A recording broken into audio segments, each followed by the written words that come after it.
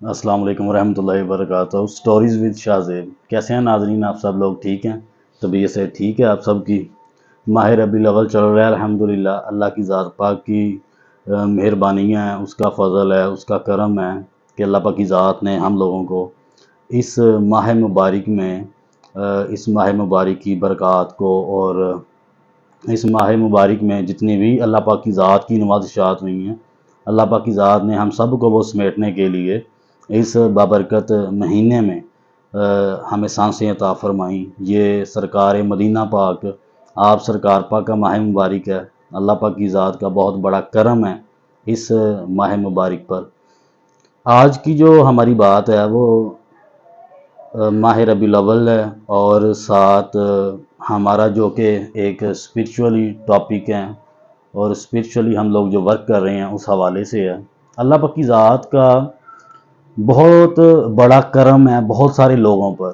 آج ایک بزرگ کے بارے میں ایک بات عرض کرتا ہوں آپ سب کو کہ حضرت واصف علی واصف سرکار رحمۃ اللہ تعالیٰ علیہ ایک بزرگ گزرے ہیں لاہور میں۔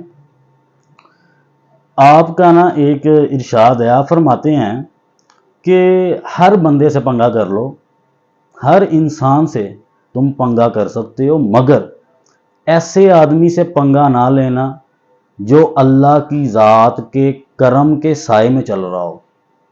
اس شخص سے کبھی پنگا نہ لینا جو اللہ کی ذات کے کرم کے سائے میں چل رہا ہو۔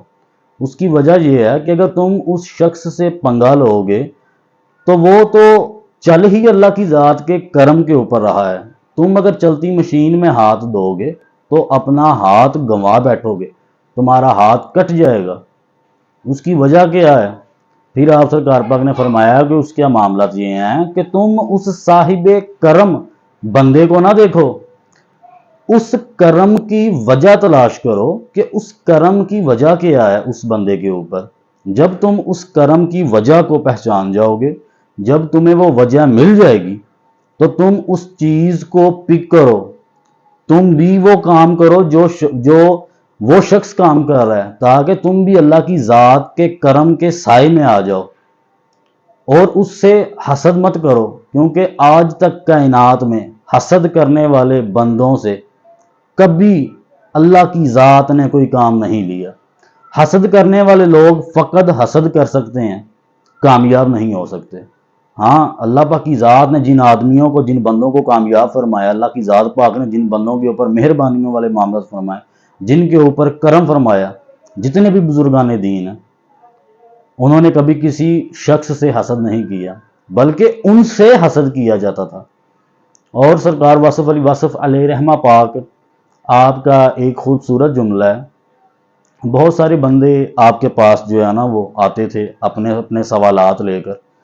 ایک بندے نے سوال کیا کہ سرکار، ایک انسان تھا جو کہ مسلمان تھا، وہ اب کافر ہو گیا، تو آپ نے فرمایا کہ کس وجہ سے وہ کافر ہوا؟ تو اس بندے نے کہا کہ سرکار، اس بندے کے اوپر جو ہے نا بھوک کا غلبہ طاری ہوا، وہ بندہ فائنینشلی طور پر بالکل زیرو ہو گیا، اور جب وہ شخص فائنینشلی طور پر بالکل زیرو ہوا، اس کے گھر میں فاقے آنا شروع ہو گئے، تو فاقے کے ہاتھوں تنگ آ کر اس بندے نے اسلام کا دامن جو ہے نا وہ چھوڑ دیا اور عیسائی مذہب جو ہے وہ اختیار کر لیے۔ تو سرکار واصف علی واصف علیہ رحمہ پاک نے فرمایا کہ بیٹا، وہ جو کافر ہوا ہے نا، وہ کفر اس انسان کے اندر چھپا ہوا تھا۔ اللہ کی ذات نے جب اس کے اوپر آزمائش ڈالی، اور وہ آزمائش جب اس کے اوپر آئی ہے اور اس کے اندر چھپا ہوا جو کفر ہے، اس آزمائش نے اس کفر کو ظاہر کر دیا۔ ٹھیک ہے کہ اللہ کی ذات پاک کی آزمائش نے انسان کے اندر دبا ہوا جو کفر ہے وہ ظاہر ہو گیا، اس لیے اس نے جو اسلام کا دامن ہے وہ نہیں چھوڑا۔ یہ اس کے اندر کفر چھپا ہوا تھا جو اللہ کی ذات کی آزمائش نے وہ باہر نکال دی۔ یہ تو اب ان بندوں پر ڈیپینڈ کرتا ہے کہ جو بندے اللہ کی ذات کی آزمائشوں کو کیا سمجھتے ہیں اور کس طریقے سے لیتے ہیں۔ حتیٰ کہ اللہ پاک کی ذات تو وہ ذات ہے جو انسان کو 70 ماؤں سے زیادہ محبت کرتی ہے، 70 ماؤں سے زیادہ پیار کرتا ہے۔ وہ مالک، وہ خالق، اور وہ کسی بھی انسان کو اس کی ہمت، اس کی وسعت سے بڑھ کر آزمائش نہیں ڈالتا۔ اللہ کی ذات انسان کے اوپر اس کی استطاعت سے بڑھ کر کبھی آزمائش نہیں ڈالتا۔ آپ جتنے بھی لوگوں کو دیکھتے ہیں کہ جی وہ بہت زیادہ بڑی آزمائشوں میں گرفتار ہیں، اس کی وجہ کیا ہے؟ اس کی وجہ ہی یہی ہے کہ وہ ان آزمائشوں کے قابل ہیں، کہ اللہ کی ذات پاک نے ان کے اندر اتنا ظرف رکھا ہوا ہے کہ وہ اس ظرف کو دیکھتے ہوئے اللہ کی آزمائشوں کو جو ہے بخوبی اللہ کی دی ہوئی طاقت سے وہ برداشت کرتے ہیں اور اس کائنات میں چل رہے ہیں۔